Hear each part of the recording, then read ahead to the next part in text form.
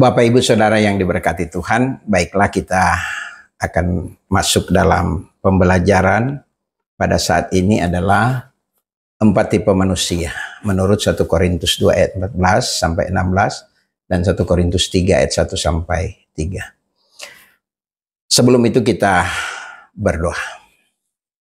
Tuhan Yesus, terima kasih saat ini kami boleh mau belajar tentang kebenaran firman-Mu dengan mudah dan sederhana, supaya kami boleh memahami kebenaran menurut firman-Mu saja. Berkati firman-Mu, berkati kami semua yang akan menyimak, mendengarkan kebenaran firman Tuhan ini. Dan berkati juga hamba yang akan menyampaikan kebenaran firman. Di dalam nama Tuhan Yesus kami berdoa dan mengucap syukur. Amin. Bapak Ibu Saudara yang diberkati Tuhan, kita akan belajar tentang kebenaran firman Tuhan yang saya beri judul 4 tipe manusia menurut 1 Korintus pasal 2 ayat 14 sampai 16 dan pasal 3 ayat 1 sampai 3. Nah, saudara yang terkasih di dalam Tuhan, belajar 4 tipe manusia ini tujuannya untuk apa? Yang pertama, agar supaya orang percaya dapat memahami bagaimana kita memposisikan diri kita sebagai anak Tuhan. Jadi orang percaya itu memposisikan dirinya sebagai orang percaya, anak Tuhan. Sasaran yang pertama, untuk melengkapi, memahami kita sebagai orang percaya. Yang kedua, untuk dapat membedakan apakah kita sebagai anak Tuhan yang sudah rohani atau belum. Yang ketiga, untuk dapat memahami posisi kita sebagai anak Tuhan. Apakah saya masih bayi, anak Tuhan duniawi, atau sudah dewasa secara rohani, atau anak Tuhan rohani. Nah saudara, ini sasarannya untuk belajar supaya kita tahu memposisikan diri. Apalagi kalau saya menyebut saya orang duniawi, berarti belum bisa memahami atau belum mengerti dengan betul.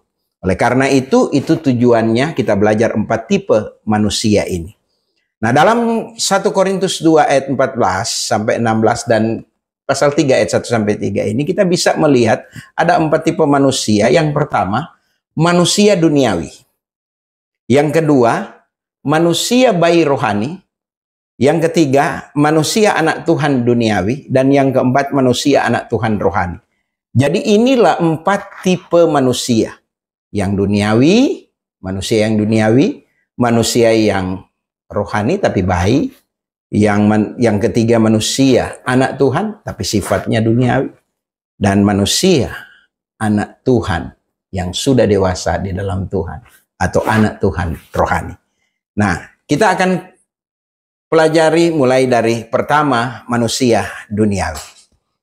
Alkitab berkata di dalam 1 Korintus 2 ayat 14 berkata, tetapi manusia duniawi tidak menerima yang berasal dari roh Allah. Perhatikan.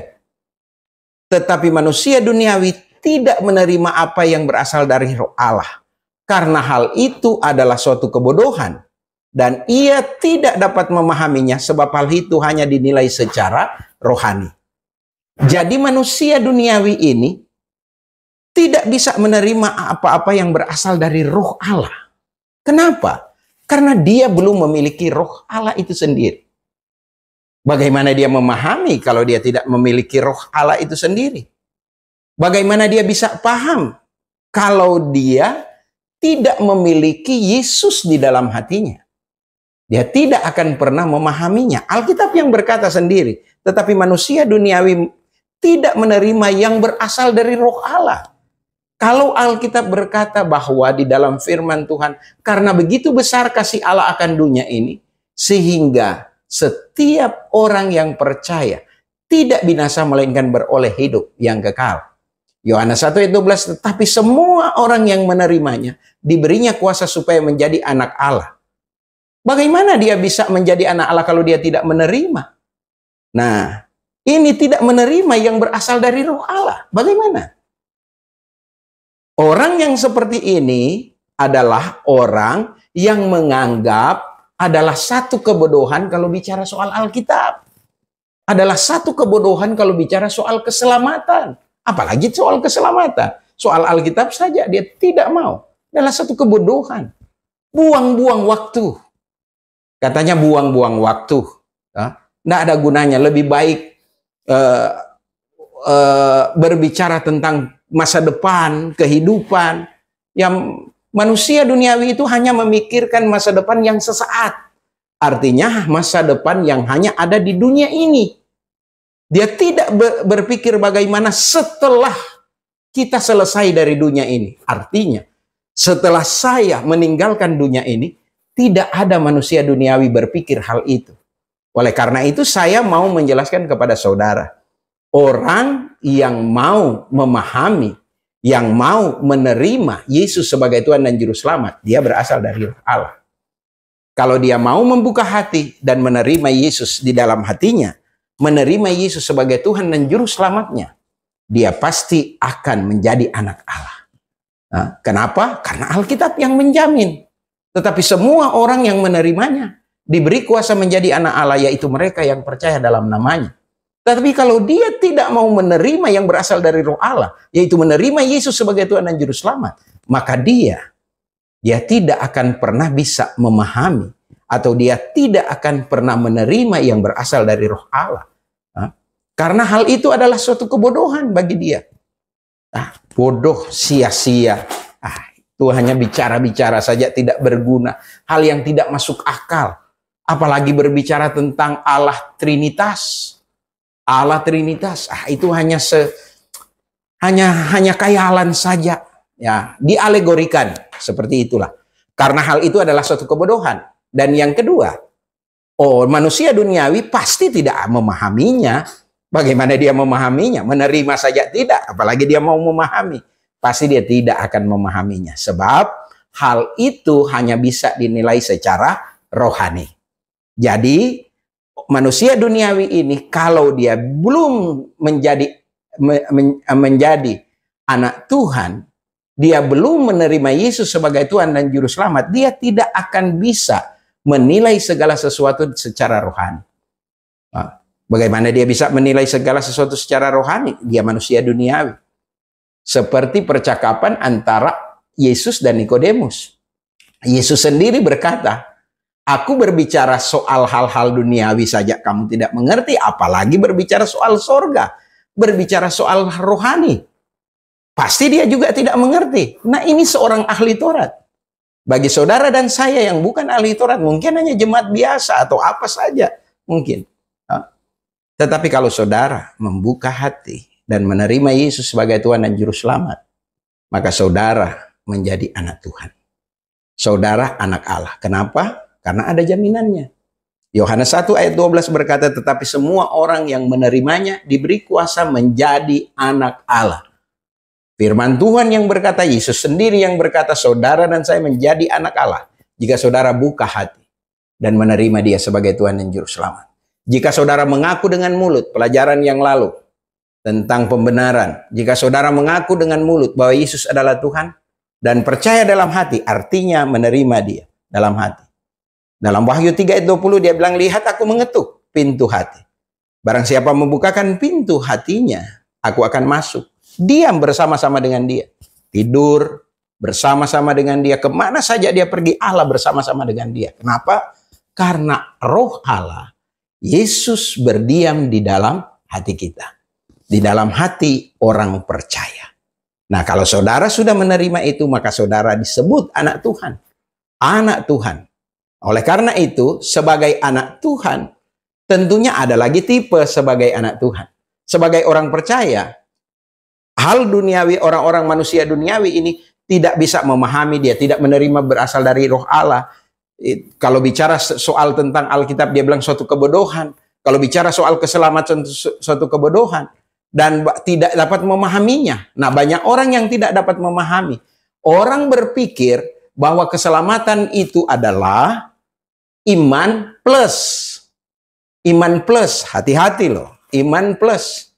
Itu paling banyak orang saat ini menyatakan iman plus, iman plus. Dan saya bisa menyimpulkan orang-orang seperti itu, Alkitab katakan, dia tidak akan pernah memahami dia tidak akan pernah memahami tentang kebenaran.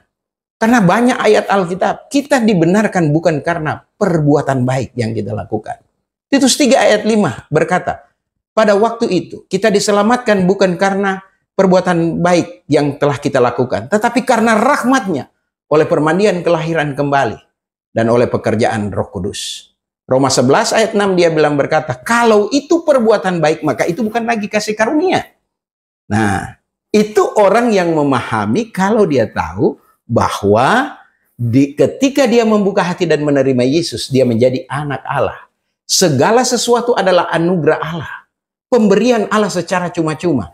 Perhatikan dalam Roma pasal 3 ayat 23, semua orang telah berbuat dosa dan hilang kemuliaan Allah. Tetapi pasal 24, tetapi Allah memberikan, menyelamatkan kita dengan cuma-cuma. Keselamatan itu Allah berikan secara cuma-cuma kepada kita. Gratis. Tidak ada dengan usaha kita. Abraham dibenarkan karena iman. Bukan karena dia berbuat baik. Setelah dia beriman, baru dia berbuat baik. Kenapa? Karena dia sudah memahami kebenaran. Dia sudah tahu kebenaran. Kalau dia belum tahu kebenaran, dia akan melakukan kebenaran itu menurut akal budinya, menurut pemikirannya, menurut intelektualnya, bukan menurut Alkitab, bukan menurut kebenaran firman Tuhan. Nah, kalau saudara dan saya belajar tentang kebenaran firman Tuhan sesuai dengan kebenaran firman Tuhan, kita dapat memahaminya. Nah, kita ini bukan dibenarkan karena perbuatan baik. Kenapa? Karena Alkitab juga berkata tidak ada yang berbuat baik seorang pun tidak. Dalam Roma 10 ayat 12. Tidak ada. Tidak ada sama sekali. Jadi kita dibenarkan karena apa? Karena iman. Alkitab bilang, sebab karena kasih karunia, kamu diselamatkan oleh iman. Efesus 2 ayat 8-9. Itu bukan hasil usahamu. Itu bukan hasil pekerjaanmu. Jangan ada orang yang memegahkan diri dengan perbuatan baiknya. Jangan ada orang sombong karena dia melakukan sesuatu. Bayangkan Abraham, kalau dia dibenarkan karena perbuatan, maka dia boleh bermegah. Tapi tidak di hadapan Allah. Dia dibenarkan karena iman. Sehingga disebut Bapa orang beriman. Bapa orang percaya. Saudara yang terkasih di dalam Tuhan. Saudara, saat ini, kalau saudara membuka hati dan menerima Yesus, pada waktu saudara menerima Yesus, saudara dilahirkan kembali. Bukan dengan perbuatan baik. Itu Titus 3 ayat 5. Pada waktu itu, kita diselamatkan. Bukan karena perbuatan baik yang telah kita lakukan. Karena rahmat-Nya oleh permandian kelahiran kembali yang dikerjakan oleh Roh Kudus. Saudara, kita dilahirkan kembali pada saat kita menerima kebenaran itu. Kalau saudara perhatikan dalam 1 Petrus, saya akan bacakan 1 Petrus 1 ayat 23. Perhatikan baik, saya bacakan. Karena kamu telah dilahirkan kembali bukan dengan benih yang fana, tetapi dari benih yang tidak fana oleh firman Allah yang hidup kekal. Oleh firman Allah. Jadi iman timbul dari pendengaran. Roma 10 ayat 17. Pendengaran akan firman Tuhan. Pada waktu saudara mendengarkan firman Tuhan, dan pada waktu saudara ditantang untuk menerima Yesus sebagai Tuhan dan Juru Selamat, menurut Yohanes 1 ayat 12, tetapi semua orang yang menerimanya diberi kuasa menjadi anak Allah. Pada waktu saat itu, saudara membuka hati, saudara dilahirkan kembali. Saudara menjadi anak Tuhan. Anak Tuhan, orang percaya. Nah, saudara yang terkasih di dalam Tuhan, orang duniawi, dia tidak memahami hal berbicara tentang Alkitab adalah satu kebodohan, menyanyikan waktu, tidak memahaminya karena menurut dia apa saja yang berasal dari Roh Allah, tidak perlu didengar dan diceritakan. Karena Alkitab berkata, tetapi manusia duniawi tidak menerima apa yang berasal dari Roh Allah. Tidak mau. Dia tidak mau menerima apa yang berasal dari Roh Allah. Kalau itu adalah suatu kebodohan. Dia bilang kalau itu dari Allah, suatu kebodohan. Dan kalau itu dari Allah, ia juga tidak memahaminya. Dia tidak mengerti. Sebab hal itu hanya dinilai secara rohani. Nah, oleh karena itu, kita perlu melihat. Nah, dalam 4 tipe manusia, anak Tuhan duniawi ini adalah orang yang belum percaya. Atau orang yang belum menerima Yesus sebagai Tuhan dan Juru Selamat. tempatnya adalah lautan api. Tetapi orang yang menerima Yesus adalah orang yang sudah pasti masuk surga. Persoalannya ketika dia tahu bahwa dia sudah masuk surga, kehidupan anak Tuhan itu akan diuji oleh waktu. Akan diuji oleh waktu. Entah dengan apa dia membangun di atasnya. Dasar yang diletakkan Allah itu teguh. Dan meterainya Tuhan mengenal siapa milik kepunyaannya. Dan setiap orang yang menyebut nama Tuhan hendaklah meninggalkan kejahatan. Nah, saudara yang terkasih di dalam Tuhan. 2 Timotius 2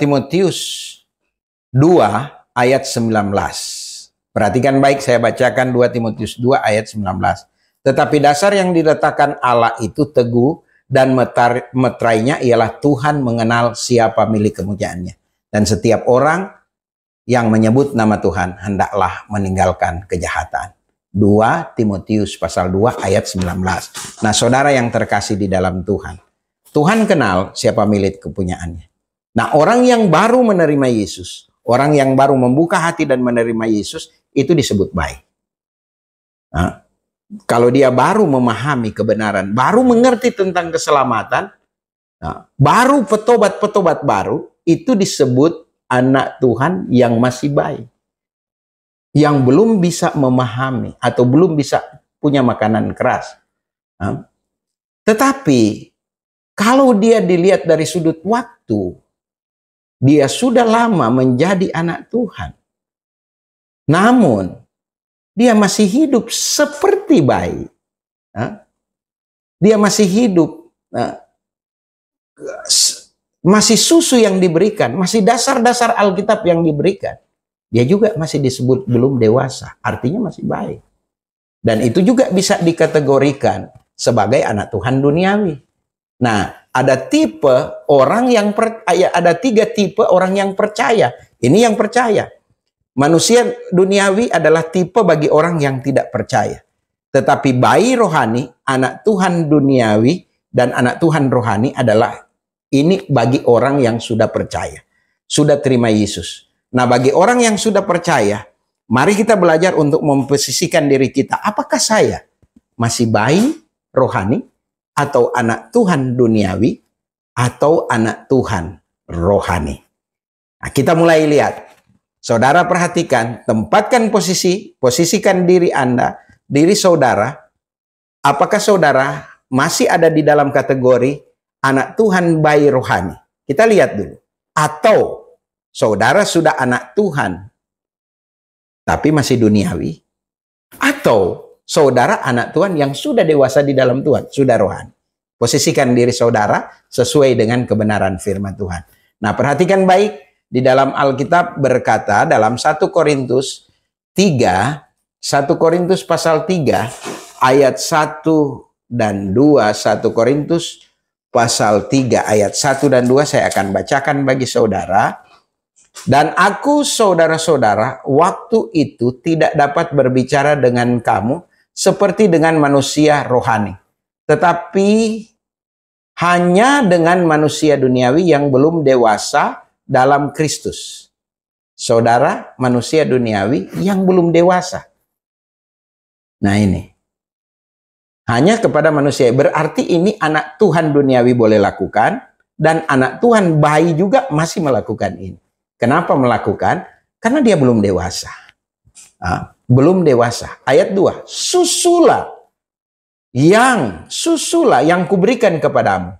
Bukanlah makanan keras, sebab kamu belum dapat menerimanya, dan sekarang pun kamu belum dapat menerimanya. Saudara, kamu belum dapat menerimanya. Saudara, perhatikan baik dalam terjemahan sederhana edisi 3.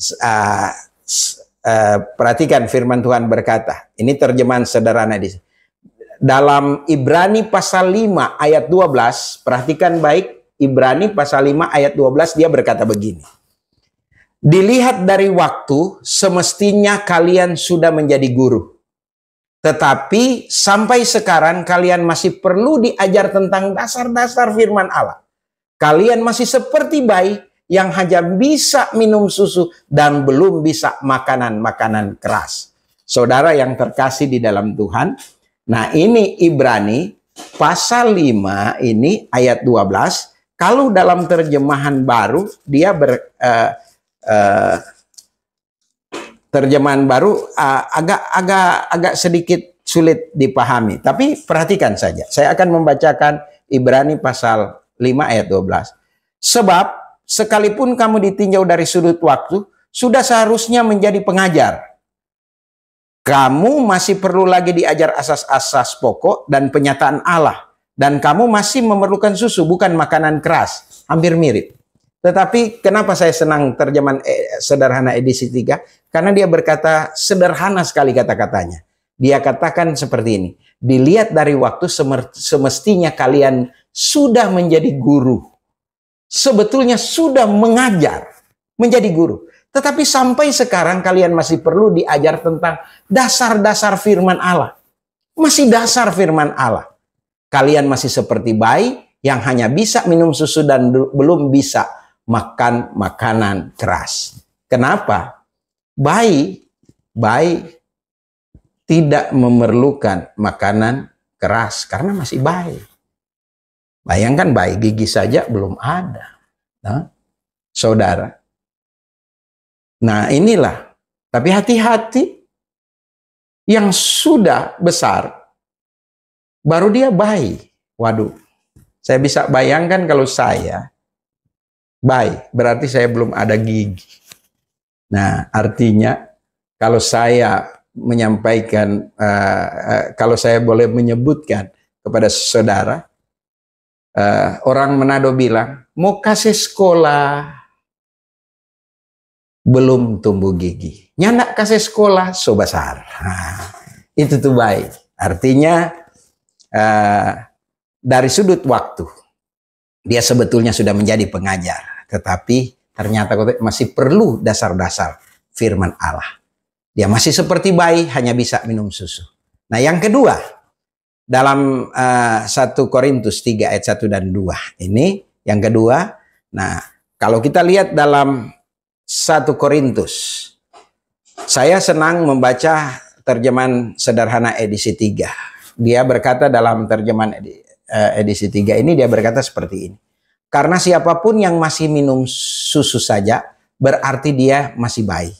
Orang seperti ini belum siap menerima ajaran yang lebih tinggi. Sebab dia belum terlatih untuk mengenali ajaran mana yang memimpin kepada hidup yang benar. Nah, saudara yang terkasih di dalam Tuhan, perhatikan baik dalam 1 Korintus pasal 3, dia bilang, dan aku saudara-saudara pada waktu ini tidak dapat berbicara dengan kamu seperti dengan manusia rohani, tetapi hanya dengan manusia duniawi yang belum dewasa di dalam Kristus. Ayat 2. Susulah yang kuberikan kepadamu, bukanlah makanan keras. Sebab kamu belum dapat menerimanya dan sekarang pun kamu belum dapat menerimanya. Perhatikan baik-baik. Karena di sini bahasa yang lebih sederhana ini, karena siapapun yang masih minum susu saja berarti dia masih bayi, saudara. Yang kedua dia bilang, orang seperti ini belum menerima ajaran yang lebih tinggi. Sebab dia belum terlatih untuk mengenali ajaran mana yang memimpin kepada hidup yang benar. Saudara, ini bayi. Bayi itu dia tidak bisa membedakan mana tangan kanannya, mana tangan kirinya. Saudara coba lihat kepada bayi, dia tidak bisa membedakan mana tangan kanan, tangan kirinya. Dia hanya mengerti susu. Kalau dia haus, dia akan cari susu. Saudara. Dan saudara, kalau kita bicara soal bayi, kategori bayi itu mungkin 2 atau 3 tahun ke bawah. Dari 0 sampai 3 tahun. Nah saudara, mereka sudah tahu memanggil orang tua mereka. Namun yang namanya bayi, Bapak Ibu Saudara, kalau dia masih umur setahun, dia masih bisa memanggil mamanya atau papanya. Dia belum tahu membedakan tangan kiri, tangan kanannya. Dan saudara tahu, bayi ini, dia akan mengikuti mana saja. Seorang bayi, dia belum dewasa. Kalau mamanya merayu dia, membujuk dia dengan permainan yang dia mau, yang dia inginkan, saudara, pasti dia akan ikuti mamanya. Apa yang menyenangkan hatinya, itulah yang dia ikuti. Itu sifat bayi. Bayi itu dia belum bisa memilah-milah, dia belum bisa bisa hidup dengan benar karena dia belum tahu membedakan tangan kanannya dan tangan kirinya. Yang ketiga, nah, dalam ayat 2, ajaran yang saya sampaikan ibaratnya susu, bukan makanan keras. Karena dulu kalian belum bisa menerima makanan orang dewasa. Bahkan sekarang pun kalian belum siap untuk makanan rohani yang dewasa. Ayat 2 itu. Susulah yang kuberikan kepadamu, bukanlah makanan keras. Sebab kamu belum dapat menerima dan sekarang pun kamu belum dapat menerimanya. Nah, ayat 2 dia bilang, ajaran yang saya sampaikan ibarat susu, bukan makanan keras. Karena dulu kalian bisa menerima makanan orang dewasa. Dulu kalian belum bisa menerima makanan orang dewasa. Bahkan sekarang pun kalian belum siap untuk makanan rohani yang dewasa. Nah, ini baik, Bapak Ibu Saudara. Ini baik. Bayi ini, kemana yang dia senangi itu yang dia ikuti. Dan bayi ini gampang dipengaruhi. Bayi gampang dipengaruhi. Nah, persoalannya, di mana hatinya senang, bayi itu akan mengikuti orang yang disenanginya. Kalau dia senang kepada mamanya, dia akan ikuti mamanya. Kalau senang kepada papanya, dia akan ikuti papanya. Nah, dia akan melupakan apa yang di belakang. Dia tidak akan menilai segala sesuatu dengan dia, oh ini yang baik, ini yang benar, baik belum ada seperti itu. Jadi dia terombang-ambing. Nah, dan bayi itu selalu dirayu, dibujuk. Bayi yang namanya susu, makanan ya belum bisa makanan keras. Dia belum bisa tersinggung. Tersinggung saja dia akan marah. Dia akan merengek-rengek. Dan dia akan memberontak. Itu bayi, memberontak. Dan marah tidak terkontrol. Itu bayi, saudara. Dan bayi itu masih bisa terpengaruh. Dia akan mengikuti orang yang besar jika dia senang kepada orang itu. Nah, sekarang banyak orang yang hanya dengan menggunakan snack, menggunakan makanan-makanan yang disenangi oleh bayi-bayi atau oleh anak-anak. Saudara perhatikan. Walaupun itu bukan orang yang dikenalnya, dia akan ikuti. Tanpa sadar mungkin itu adalah penculik anak atau apa saja. Tapi karena dirayu dia akan ikuti. Itu bayi. Itu sifat daripada bayi. Bayi itu akan mengikuti kemana arah orang-orang yang dia ikuti dan yang dia senangi. Nah, yang memberikan dia kesenangan, yang memberi dia ketenangan, yang memberikan dia sukacita, yang memberikan dia pokoknya tersenyum dan semua yang menjadi kesukaannya, itulah bayi. Bayi itu baru diberi, belum memberi. Saudara, itu bayi. Bayi itu baru dirayu-rayu. Belum merayu. Nah, itu bayi. Ya namanya anak-anak, saudara. Namanya bayi. Nah, inilah. Dari sudut, dia bilang kalau dari sudut waktu kamu sudah menjadi pengajar dalam Ibrani 5 ayat 12. Tetapi sampai sekarang kalian masih perlu diajar tentang dasar-dasar firman Allah. Kalian masih seperti bayi. Wah, itu. Saudara, ternyata ada orang yang sudah dewasa secara fisik. Tetapi karena dia baru menerima Yesus sebagai Tuhan dan Juru Selamat. Atau mungkin dia sudah menerima Yesus sudah lama. Tetapi dia tidak bertumbuh secara rohani. Dia tidak bertumbuh dewasa secara rohani. No. Dia tidak bertumbuh. Hanya seperti bayi. No. Dia masih merengek-rengek. Artinya dia kalau kita berbuat satu kesalahan, waduh, nanti dirayu baru dia datang. Itu sifatnya bayi.